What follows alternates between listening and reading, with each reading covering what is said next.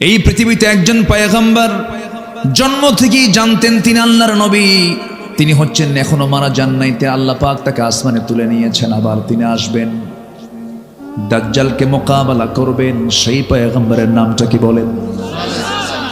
এই নবী ছাড়া কোন নবী জানতেন না আমি নবী হব, শিশুকালে কেউ জানতেন না এটা, কিন্তু তিনি জানতেন। কেন?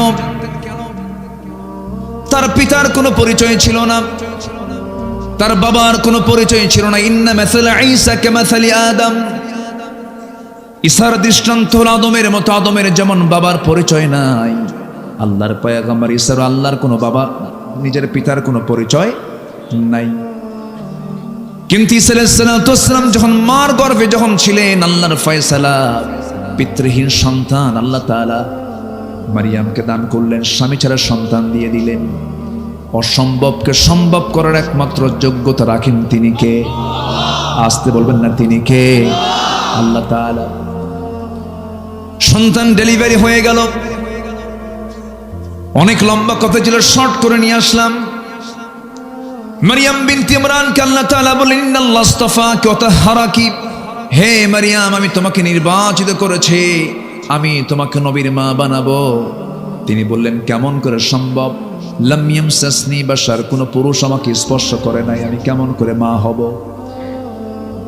তাফসীরে এসেছে তিনি হাম্মাম খানার মধ্যে ঢুকেছেন, ফেরেশতা এসে তার জামার আস্তিনটা টান মারলেন, ফুৎকার দিয়ে দিলেন।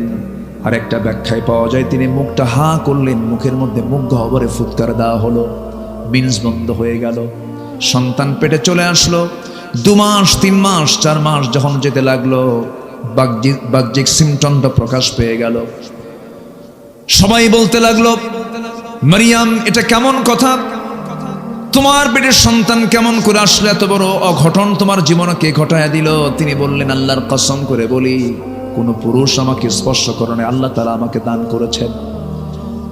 কেউ বিশ্বাস করে না। মারতে মারতে সেই বাইতুল আকসার 500 থেকে তাকে ঘাড় ধাক্কা দিয়ে বের করে দেওয়া হলো। সেই মহিলাকে, যে মহিলা আল্লাহ তাআলা এমন সম্মান তাকে দিয়েছেন, একমাত্র নারী পৃথিবীতে, যিনি দুনিয়াতে বসেই তিনি জান্নাতের খাবারগুলো খেয়েছিলেন। সেই মারিয়ামকে আল্লাহ তাআলা এত সম্মান দিয়েছেন। গোটা কোরআন সূরা ফাতিহা থেকে শুরু করে নিয়ে নাস পর্যন্ত যত সূরা, যত আলোচনা আল্লাহ তাআলা কোরআনে করেছেন, বহু নারীর ইতিহাসও টেনেছেন, নবীর নামও নিয়েছেন, কাফেরদের নামও নিয়েছেন, সাহাবীর নামও নিয়েছেন। একজন সাহাবীর নাম হচ্ছে যায়েদ, ফাকালা যাইদুম মিনহা, সাহাবীর নামও নিয়েছেন, নবীর নাম নিয়েছেন, জালিমের নাম নিয়েছেন। কিন্তু গোটা কোরআনে মারিয়াম সারা সরাসরি কোন নারীর নাম আল্লাহ তাআলা কোরআনে নেন নাই। তিনি কে? মারিয়াম। একটা নামই আছে, সূরার নাম। সূরার নাম কি? মারিয়াম। এই পৃথিবীতে কোন নারী জান্নাতের খাবার দুনিয়াতে বসে খান নাই, তিনি খেয়েছেন কে? আন্না লাকি হাদা ইয়া মারিয়াম ক্বালাত হুয়া মিন ইনদিল্লাহ ইন্নাল্লাহা ইয়ারযুকু মান ইয়াশাউ বিগাইরি হিসাব। আল্লাহ যাকে চান তাকে এরকম করে বেহিসাবি রিজিক দিয়ে দেন। আল্লাহ আমাকে দিয়ে দিয়েছেন। সেই মারিয়ামকে ওরা ধরে মারতে মারতে রক্তাক্ত করে বাইতুল আকসা থেকে, বাইতুল মুকাদ্দাস থেকে তাকে বের করে দেওয়া হলো। রক্তাক্ত হয়ে পড়লেন। যেদিকে চোখ চলে যায় সেই দিকে রওনা দিলেন, বাইলহাম উপত্যকার দিকে রওনা দিলেন। সন্তান ডেলিভারির সময় হয়ে গেল। 10 মাস যখন পূর্ণ হলো, কেউ তার পাশে নাই। এমন সময় আল্লাহর ফয়সালা, তিনি ঘুমন্ত অবস্থায় থাকলেন, শুকনো ডালের নিচে ঘুমালেন। ঘুম থেকে জাগা আপনি দেখেন তার ডান পাশে সদ্য সন্তান ঈসা ভূমিষ্ঠ হয়েছেন। যেরকম সুবহানাল্লাহ। এই পৃথিবীতে 3 জন নারীর সন্তান ডেলিভারির সময় দুনিয়ার কোনো ধাত্রী প্রয়োজন হয় নাই। এর মধ্যে একজন হচ্ছেন ইব্রাহিম আলাইহিস সালামের জন্মের সময়। আল্লাহু আকবার। কোন নবী? ইব্রাহিম। আরেকজন হলেন মারিয়াম বিনতে ইমরানের সন্তান ঈসা আলাইহিস সালামের জন্মের সময় দুনিয়ার কোনো ধাত্রী প্রয়োজন হয় নাই। আরেকজন হলেন কেউ নন, তিনি হচ্ছেন জনাবে মুহাম্মদুর রাসূলুল্লাহ সাল্লাল্লাহু আলাইহি সাল্লামের জন্মের সময় ধাত্রীর কোনো প্রয়োজন হয় নাই। আমার নবীজির জন্ম হলো নবীজির জন্ম হওয়ার সঙ্গে সঙ্গে আমিনার কান্না বাড়তে লাগলো। মা আমিনা শুধু কান্দেন আর কান্দেন।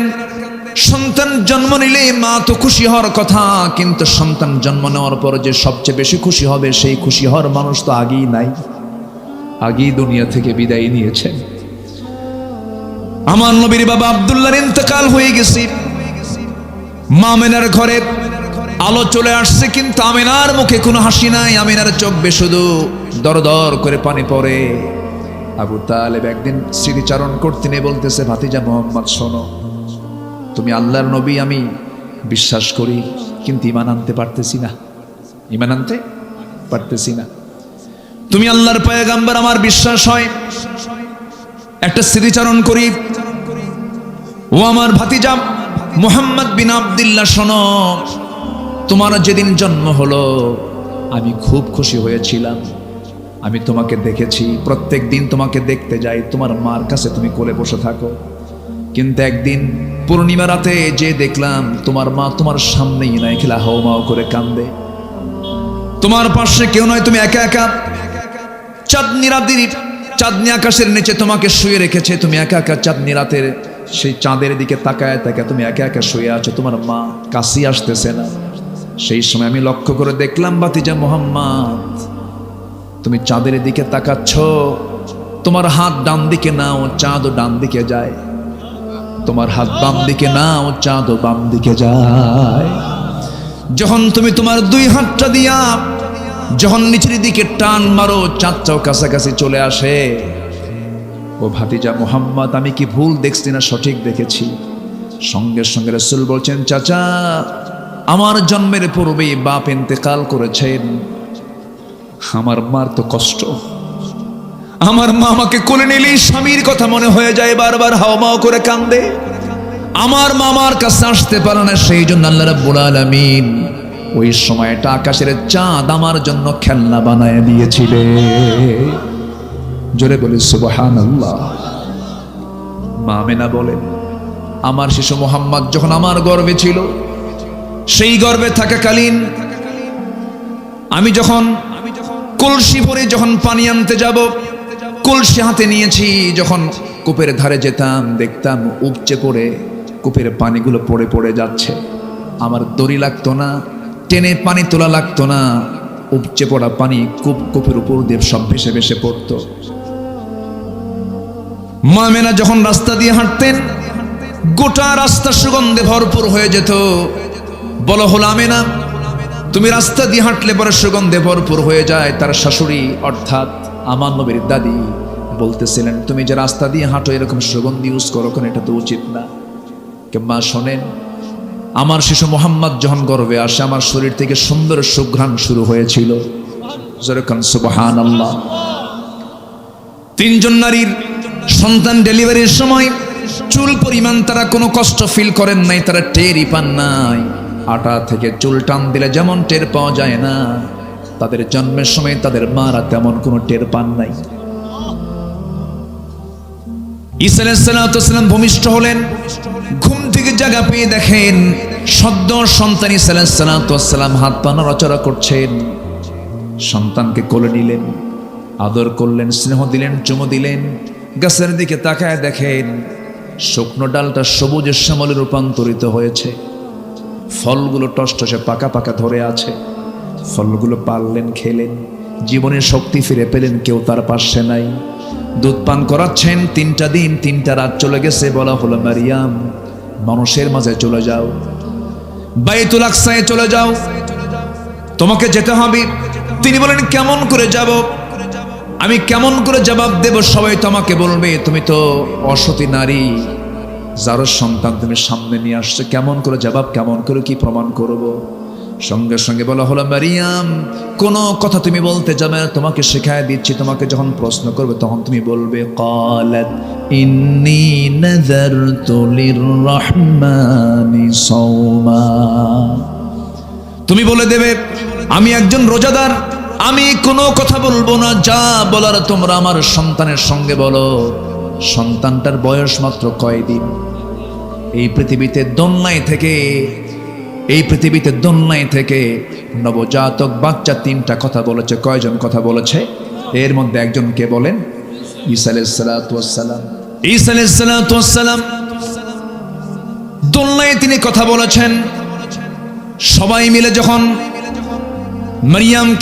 মারিয়ামকে যখন চতুর্দিক থেকে ঝেঁকে বসলো, প্রশ্নের বন্যা বয়ে যাচ্ছে। মারিয়াম, তোমার লজ্জা নাই, হায়া নাই, তোমার মধ্যে কোনো শরম টরম কিছু নাই?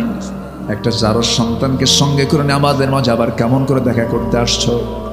তিনি কোনো কথা বললেন না। তার ওই সময় রোজাটা ছিল। ক্বালাত ইন্নী নাযারতু লির-রাহমানি সাওমা, আমি রোজাদার। তার রোজা হলো কথা না বলা। তার রোজা হলো কি? কথা না বলা। কথা না বলার রোজা আছে না নাই বলেন?